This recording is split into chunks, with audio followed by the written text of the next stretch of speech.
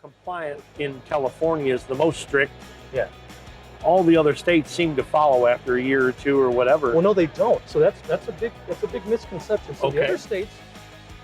So folks, welcome back to another great episode of the Get.Out.N.Drive.Podcast. We are still in SEMA, we are still in the Racing Junk booth, and our most recent interviewee is Chris Johnson from Bully Dog and SCT. Chris? How you guys doing? Good, I'm doing very well. Tell us a little bit about what you guys are doing here at SEMA and a little bit about the company. So basically, we create tools to allow people to calibrate their own cars. Okay.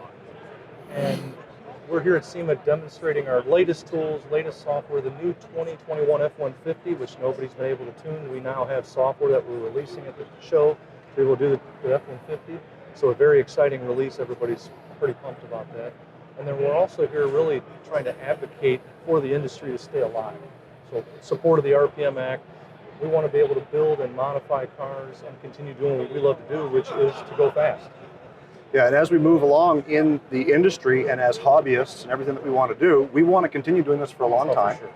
We want to get the next generation doing it, and so on and so on. The next generation, man, they really love these electric cars. Yeah. Right. I've got a lot of custom cars that I built that I own that I built. Right. And my kids are not very interested in anything until I brought home a Tesla. And they will sit for hours in this thing. So we have to figure out how to embrace them into what we're doing. Yeah. And maybe that's some kind of hybrid solution, electric, gas, I don't know. We did see a lot of muscle cars over in the little EV area that were Tesla converted. Yeah. LS swap Teslas, how about that? Yeah, we saw that too. That is the best thing ever. Can you believe it? Yeah.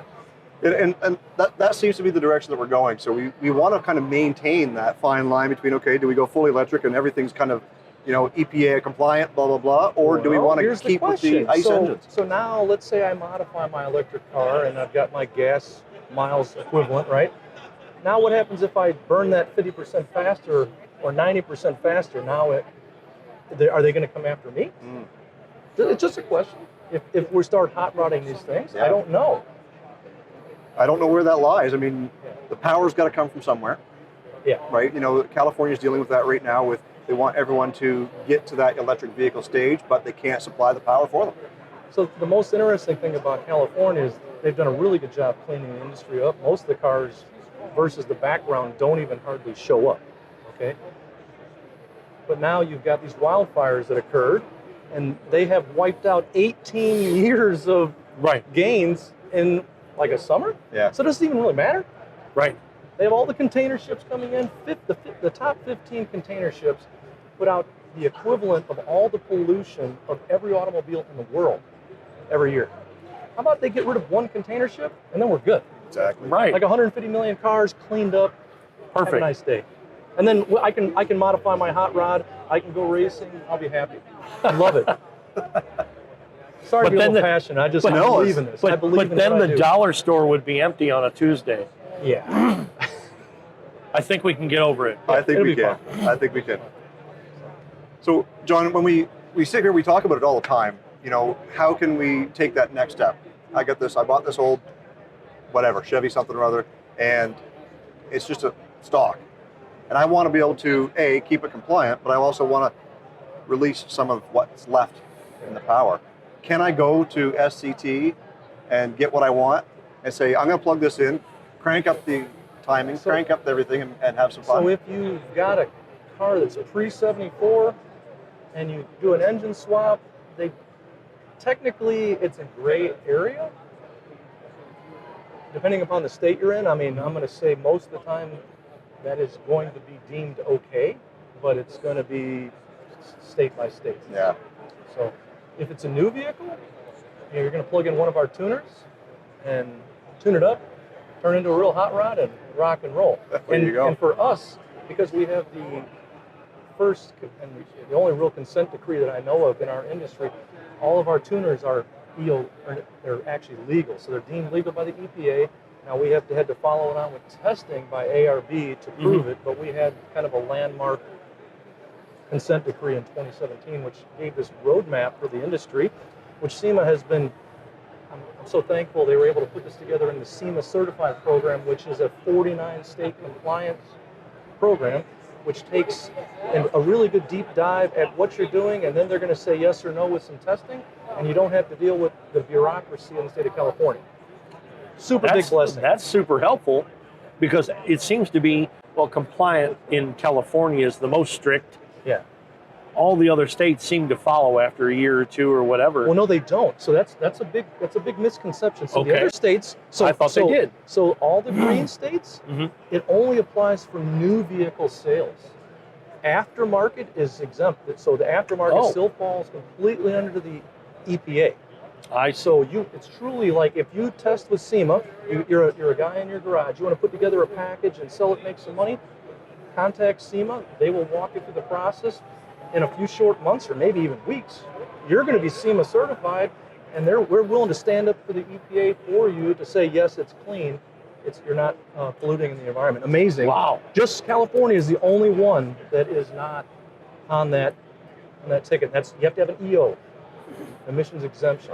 And you're probably the guy to ask. We had found out just the other day, eBay has stopped and is starting to pull sales of any They did that tuners. Starting last December.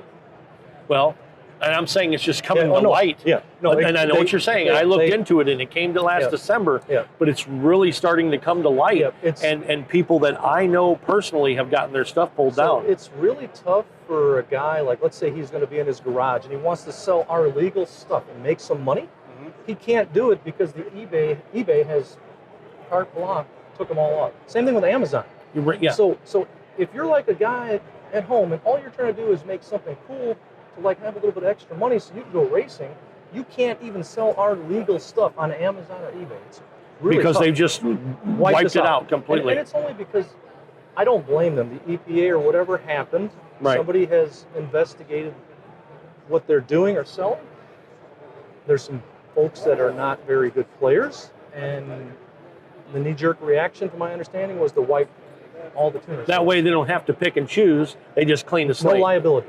No liability. Because like with us, with our consent decree, the biggest difficulty for a lot of our distributors is we got it, says our products are clean, and then they're still having to pay fines to the EPA for selling stuff that was already deemed to be clean. Yeah, like I can remember not so long ago, you could go browse eBay for mufflers for your car.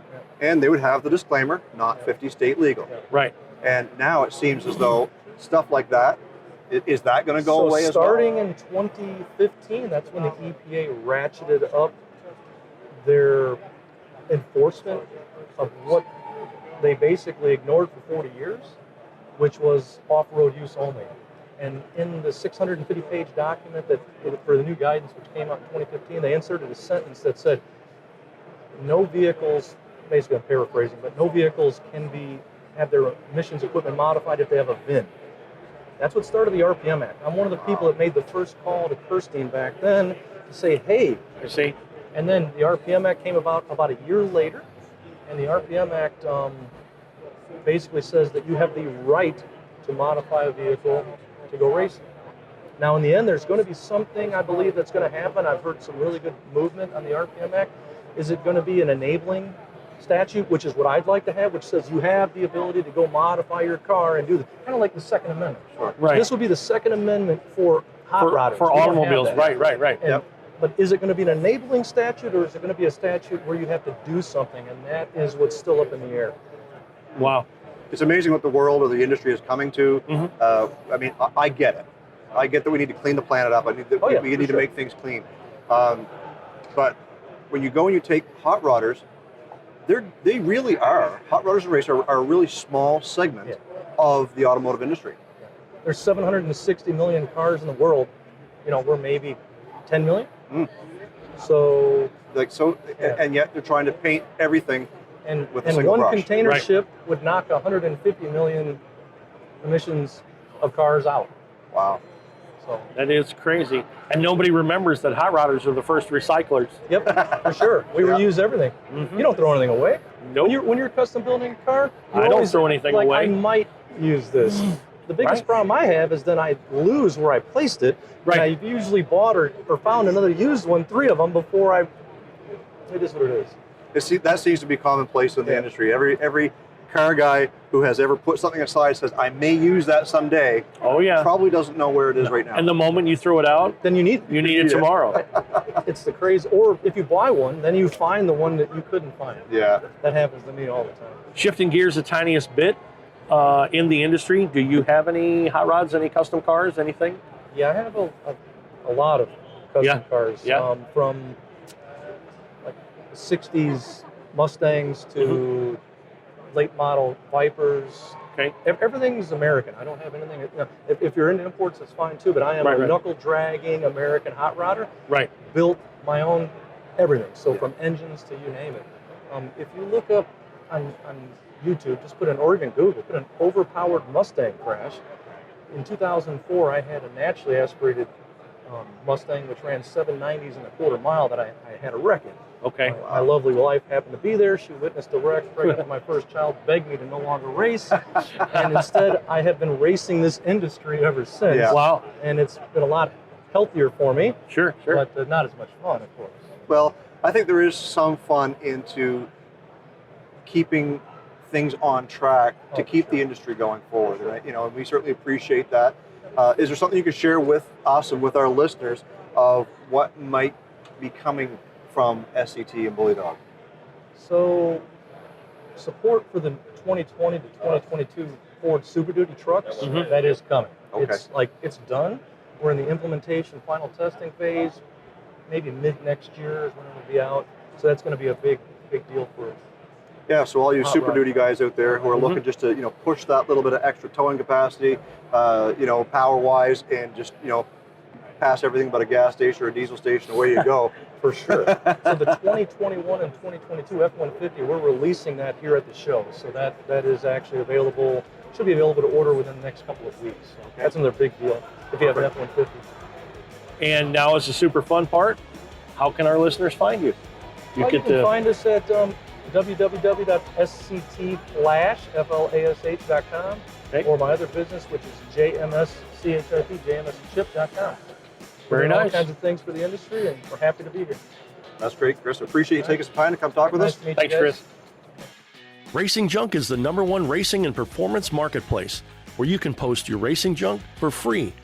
Parts, engines, race cars, trailers, project builds, muscle cars, chassis, tires, and so much more. Buy, sell, trade, and browse on Racing Junk and turn your garage into cash in your pocket. Or find that next dream on the site, built by gearheads for And gearheads. best of all, there's no transaction fees. 100% of what you make through your ad is yours to keep. Cruise on over to our website, Get.Out.N.Drive.com, for all the info you never wanted to know about our podcast.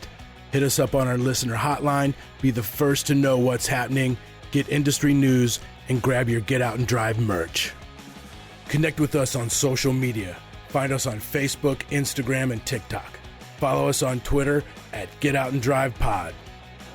What drives you?